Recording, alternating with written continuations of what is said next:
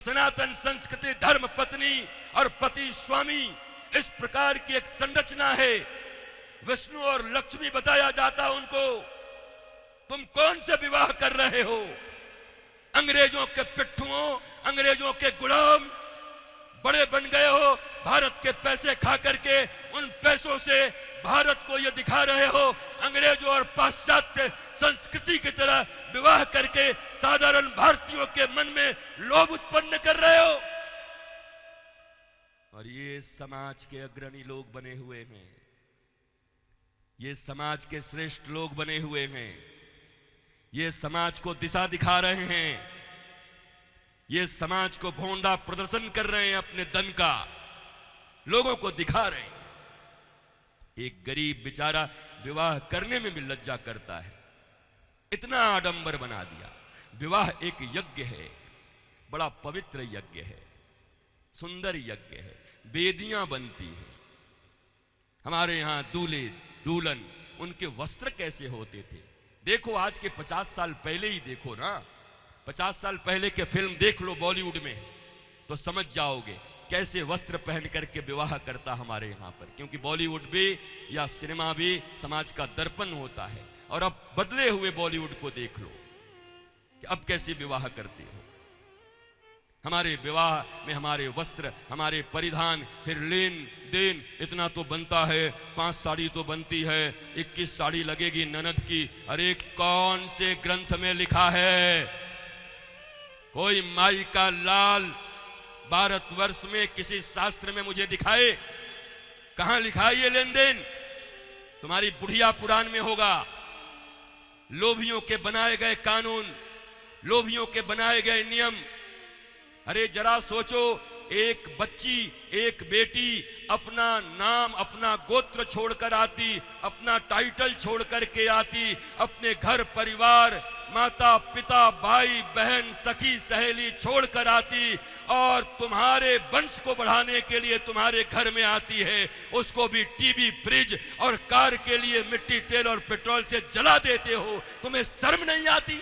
भारतवर्ष में जन्म लेकर बैठे हो।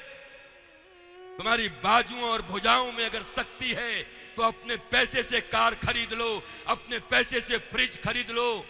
क्योंकि छोटी छोटी बच्चियों के पिता तो बचपन से उसके लिए खिलौना खरीदते रहते हैं। जब छोटी रहती है 5 रुपए का, थोड़ी बड़ी हो जाती है थोड़ा और बड़ा, थोड़ी बड़ी हो गई साइकिल खरीद लिया, थोड़ी बड़ी हो गई स्कूटी खरीद दिया, और बड़ी हो गई अच्छे घर के हैं कार खरीद दिया 5 लाख का, और एक दिन फिर जा करके 5 करोड़ में एक गुड्डा खरीद के ला के दे दिया। तो खरीदे हुए सामान की जो इज्जत होती है वही दूल्हे की भी इज्जत होती है। दूल्हा बिकता है, बोलो खरीदोगे?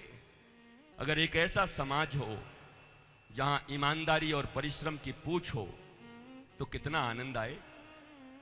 इतना इतना रहे हमारे पास धन, हमारे पास हाथ से चलाने वाले वो चक्की हो, जिस चक्की में गेहूं पीस करके और रोज 1 किलो निकाल करके और ताजा आटे का बढ़िया रोटी बना के पूरा परिवार खा के मुस्टंडा जैसा बन करके चकाचक रहे।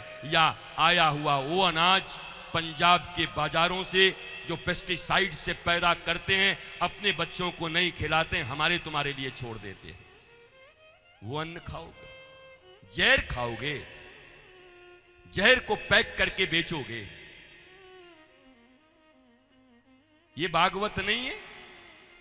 भागवत का अर्थ क्या है? क्या मतलब है भागवत का? तुम्हारी जिंदगी में कोई परिवर्तन नहीं है, लोभ में कोई कमी नहीं है, जलनशीलता में कोई कमी नहीं है, और भागवत का रिकॉर्ड बनाते जा रहे हो सुनने का। 110 भागवत, 115 भागवत, 67 भागवत, 78 शिव महापुराण है। क्या करोगे? इस शाम नगर के श्रीमद् भागवत के कथा की सफलता ये नहीं है कितने लोग आए, कितना टेंट लगा, कितना लोग आएंगे खाने के लिए, भंडारा में क्या होगा, बल्कि इसकी सफलता तब होगी जब इस कथा को सुन करके अगर 2-4 भी इसमें से ईमानदार हरे कृष्णा कृष्ण कृष्ण हरे हरे, हरे राम राम राम हरे हरे करते हुए भारत के विकास में लग जाएं, ये सफलता होगी। पर तुम तो दोगे उन्हीं को सम्मान, और बनने के लिए भी वही करोगे प्रयत्न हर गरीब अमीर होना चाहता है, पर अमीरों को गाली भी देता है। दुनिया के किसी भी गरीब से पूछो तुम क्या होना चाहते हो, मैं महाराज जी थोड़ा धनी हो जाते, पैसा हो जाता, पर फिर अमीरों को गाली भी देता है।